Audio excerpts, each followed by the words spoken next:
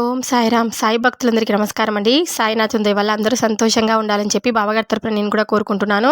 ఇంకా ఈరోజు వీడియోలో సాయి పిలుపు ద్వారా మనకు వచ్చినటువంటి సందేశం ఏంటి, బాబాగారు మనతో ఎలాంటి సందేశాన్ని అందించాలనుకుంటున్నారంటే, ప్రశ్నించకుండా చూడగానే నా పాదాలను ఒక్కసారి తాకు చూడు, ఖచ్చితంగా నువ్వు ఒక ఊహించినటువంటి తీపి కబురు నీ చెవిన పడుతుంది అని బాబాగారైతే మనకు ఈరోజు ఈ సందేశం ద్వారా మనతో ఒక చక్కటి సందేశాన్ని మన ముందుకైతే తీసుకొచ్చారండి. బాబాగారు ఇలా ఎందుకు చెప్తున్నారు అనేది మనం ఆయన మాటల ద్వారానే తెలుసుకుందాం. వీడియో స్టార్ట్ చేసే ముందు ప్రతి ఒక్కరికి ఒక చిన్న రిక్వెస్ట్ అండి. ఈ సందేశం కనుక మీ అందరికీ నచ్చినట్లయితే తప్పకుండా మన వీడియోకి ఒక లైక్ చేసి మరికొంతమంది సాయి భక్తులకు షేర్ చేయండి. తప్పకుండా మన ఛానల్ని సబ్స్క్రైబ్ చేసుకొని కొంచెం సపోర్ట్ చేయండి ఫ్రెండ్స్.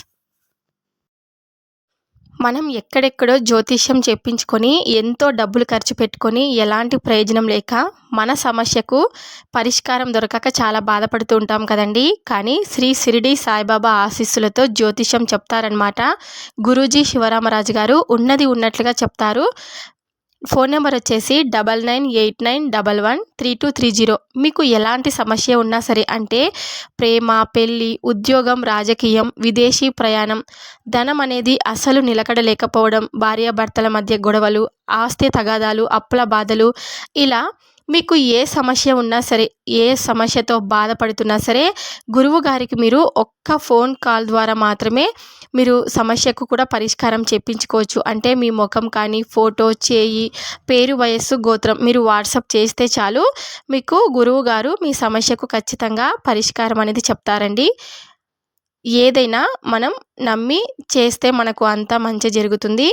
శ్రీ షిరిడి సాయిబాబా ఆశీస్సులతో ప్రతి ఒక్కరు కూడా సంతోషంగా ఉండాలని మనస్ఫూర్తిగా నేను కోరుకుంటున్నాను. ఇప్పుడు బాబాగారి సందేశాన్ని విందామా మరి. తల్లి, నా పాదాలను ఎప్పుడు నువ్వు తాకుతూనే ఉంటావు. ఎన్నోసార్లు నా పాదాలను తాకి కన్నీళ్లతో ఇలా బాధపడుతూ ఉంటావు. బాబా, ఎప్పుడు నాకు ఈ కష్టాలు ఇంకా తప్పేది? జీవితంలో నేను సంతోషంగా గడిపేందుకు నాకు కొంచెమైనా రాసి ఉంచావా?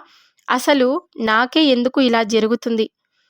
ఇక నా కష్టాలన్నిటికీ కూడా ఒక ముగింపు అనేది ఉందా లేదా అని నువ్వు ప్రతిరోజు కూడా బాధపడుతుంటారు కదా.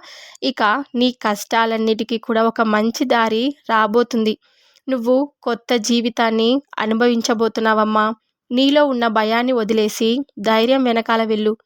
నీ కష్టాన్ని నువ్వు నమ్ముకో. నిన్ను వద్దు అన్నవారే నువ్వు కావాలని వెతుక్కుంటూ నీ వద్దకు వస్తారు. అంతటి అదృష్టం నీకు కలుగుతుంది. సమస్యకు పరిష్కారం కూడా లభిస్తుంది. ఇక అంత అదృష్టం నీకు కలుగుతుంది. నీ సమస్యకు పరిష్కారం ఖచ్చితంగా దొరుకుతుంది. ఇక నీ కోరిక తీరబోతుంది. నా బిడ్డకు అన్నీ కలిసి వచ్చేలా నేను చేస్తాను కదా. అద్భుతం ఒకటి జరుగుతుంది. నువ్వు ఏ కార్యం తలపెట్టినా సరే అందులో విజయం అనేది నీకు ఖచ్చితంగా కలుగుతుందమ్మా. నువ్వు అనుకున్న కోరిక, ఎన్నో రోజుల నుంచి ఎదురు చూస్తూ ఉన్న కోరిక ఖచ్చితంగా నీకు ఈ నెల పూర్తి అయ్యేలోపు జరుగుతుంది. నువ్వు కన్నీళ్లు కార్చి రోజులు ఇంకా ఇప్పటి నుంచి ముగిసిపోయాయి. అలాగే నీ జీవితంలో కూడా విజయాన్ని, నువ్వు అనుకున్న ఉద్యోగం కూడా ఖచ్చితంగా నీకు లభిస్తుంది. నువ్వు నా దగ్గర కోరుకున్న ప్రతి ఒక్క కోరికలన్నీ కూడా నేను నీకు తీరుస్తాను. ముఖ్యంగా నీ బంధాన్ని నీకు దగ్గర చేరుస్తాను. నువ్వు ఏ బంధం కోసమైతే కలిసి సంతోషంగా ఉండాలని అనుకుంటున్నావో ఆ బంధాన్ని త్వరలోనే నీకు దగ్గర అయ్యే రోజులు ఇప్పటి నుంచి వచ్చాయి. నువ్వు అనుకునే కోరిక ఖచ్చితంగా నెరవేరుతుంది. ఇక నీకు రాబోయే కాలం ఒక మంచి నెలలుగా ఉంటుంది. ఎప్పుడు కూడా నువ్వు కన్నీరు పెట్టవద్దు. నువ్వు పడే కష్టమంతా తీరిపోయిందని ఇక నువ్వు గుర్తుంచుకోవాలి. కాలానికి, ప్రకృతికి ఎలా మార్పు ఉంటుందో నా బిడ్డవైన నీకు, నీ జీవితానికి కూడా ఒక మంచి మార్పును నేను తీసుకొస్తాను. జీవితాంతం కూడా నీకు తోడుగా ఉంటాను. నువ్వు బాధపడే కాలం ముగిసిపోయింది. ఇక నుంచి నీకు అన్నీ కూడా మంచి రోజులు. నేనుండగా నీకు భయమెందుకు అని చెప్పు. నీకు అనిపించినప్పుడల్లా ఆ సమయంలో నేను నీతోనే ఉంటాను. కానీ ఆ పరిస్థితి మాత్రమే నన్ను అనుభూతి చెందనివ్వడం లేదంతే. కానీ ప్రతి క్షణం కూడా నేను నీతోనే ఉండాలని, ఎప్పుడు కూడా నువ్వు కోరిన కోరిక ఏదైతే ఉందో అది నెరవేర్చాలని నేను ఎప్పుడూ ప్రయత్నిస్తూనే ఉంటాను. నువ్వు ఏదైతే కోరుకుంటున్నావో ఆ బంధంలో మంచి మార్పు తేవాలని నువ్వు నన్ను అడుగుతున్నావు కదా. నీ ప్రార్థనలన్నీ కూడా నేను వింటున్నాను. ఖచ్చితంగా నీ బంధంలో ఒక మంచి మార్పు వస్తుంది. నా బిడ్డవైన నువ్వు ఎప్పుడూ కూడా ఆందోళన చెందవద్దు. ఏ పని జరగలేదని బాధపడొద్దు.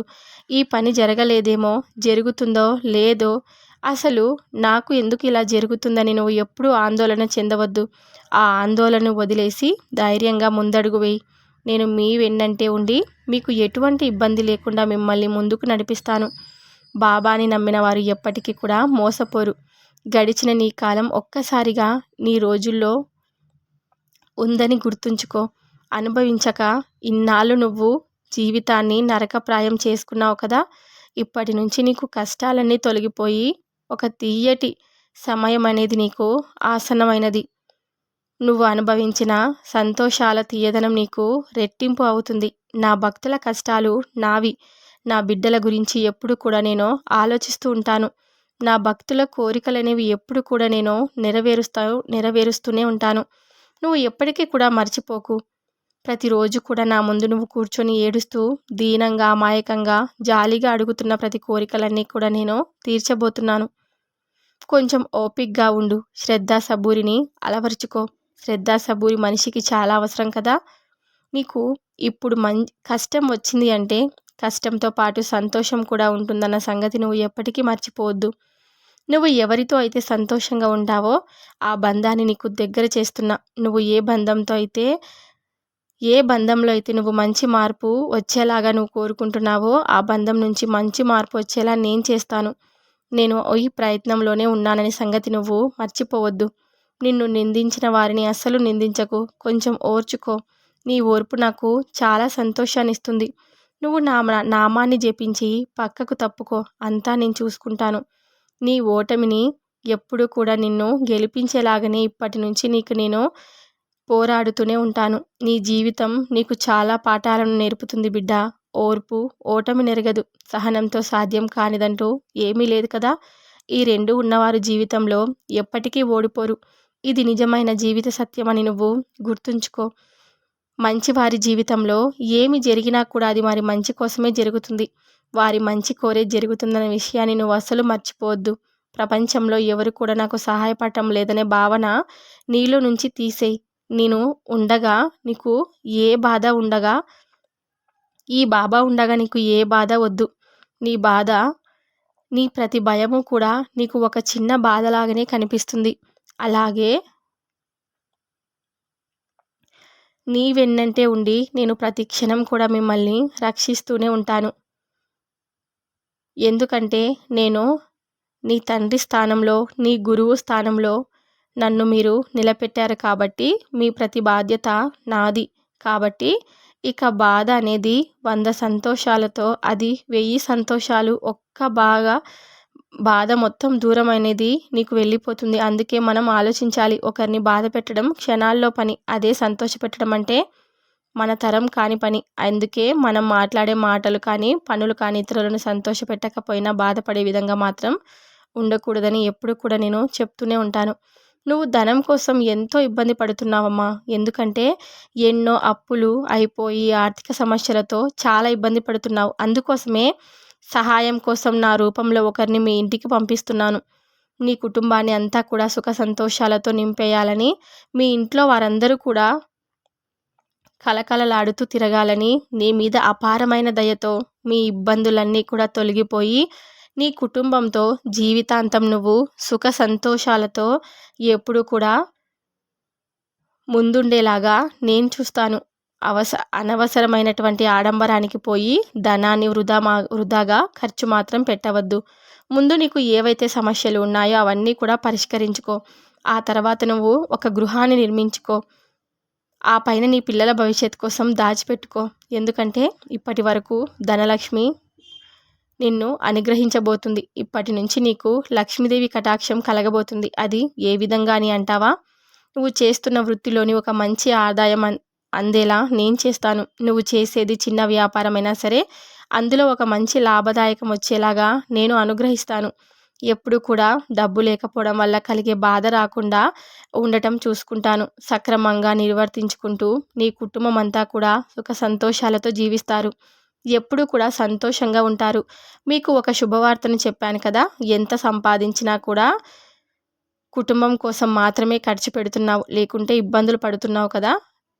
దాచుకోవడానికి కొంత ధనాన్ని పోగు చేసుకోలేకపోతున్నావు. సంపాదించింది ₹1 అయితే ఖర్చు పెట్టేది మాత్రం ₹100 అయ్యేలాగా నీకు నీ జీవితం అంతా కూడా ఎన్నో ఖర్చులతో బాధపడుతూ ఉన్నావు. ఎంత శ్రమిస్తున్నా కూడా ₹1 కూడా మిగల్చలేకపోతున్నానే అని ఏదైతే నువ్వు బాధపడుతున్నావో, ఏదైనా పని చేసుకుందామని అనుకుంటున్నావో అందుకు ఎలాంటి ఆలోచనలు నువ్వు ఇప్పటి నుంచి పెట్టుకోవద్దు. నీకు నచ్చిన పనిని నువ్వు మొదలుపెట్టు.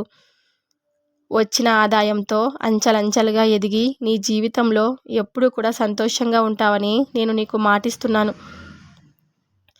ఎప్పుడూ కూడా ఆలోచనలను ఎక్కువగా జరిగిపోయిన జ్ఞాపకాలను గుర్తు తెచ్చుకుంటూ బాధపడొద్దు. ఎప్పుడు కూడా అలా నువ్వు నీ మనసులో పెట్టుకోవద్దు. ఇన్ని రోజులు నీకు ఏ పని ఎంతో ఉపయోగపడింది.